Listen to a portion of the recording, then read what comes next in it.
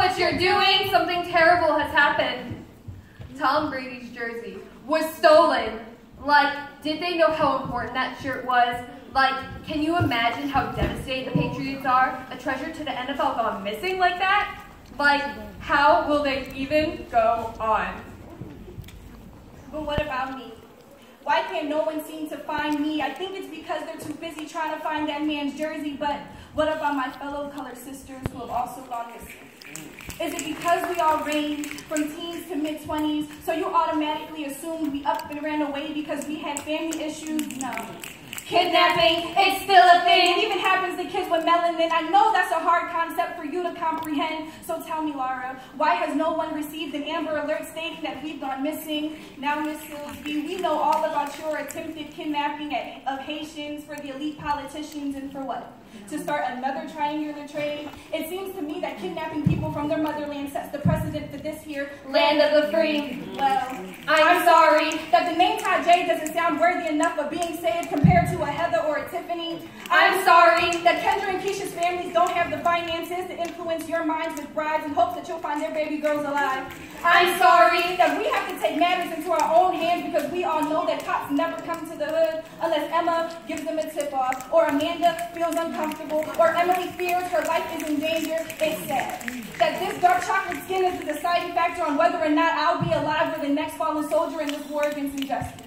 And it happens constantly. Someone is using their privilege to get off easy while there is someone else caged in with no escape, trapped in the despair that this broken system has caused. Victims with no closure, stop what you're doing!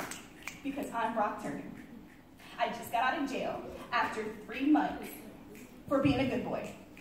Now, they locked me up for what they said was rape, but I said she wanted it. Even though she was in an alley and unconscious, she didn't tell me no. So I don't understand the big idea. Why did he feel he had the right to violate me, his hands invading the inner sanctum of my body? Why do I still feel so dirty? Why are there so many like me? Why do people seem to think that rape is funny? You know, human resources at Stanford told me not to take this any farther, telling me not to bother and think about this boy's future. You know he's a star swimmer, but man, what good is it if he's a swimmer if he left me out here to drown? You know, the police asked me if I wanted to admit my name from public records. That become Emily Doe. I said yes, even though ever since this has happened, I've had no privacy because now everyone knows what he did to me. I didn't know then because, you know, I was unconscious, but the cops told me he took photos and videos of my bare body, exposing the deepest parts of me just so he could show off to his little friends. Because sexual assault is something to be proud of. His mother wrote letter after letter begging the DA to go easy on her son's case, saying he's just a young boy, he would be targeted, become what they call jailbait, that it would be a death sentence for him. I say let them, except they'll never take away from my own pain. Turning him into me will never change anything, but what is a girl to do when everything she tries to do is demonized? Just because I wore a too short dress nowhere close to my fingertips and my shoulders were showing, we all know how that drives boys crazy.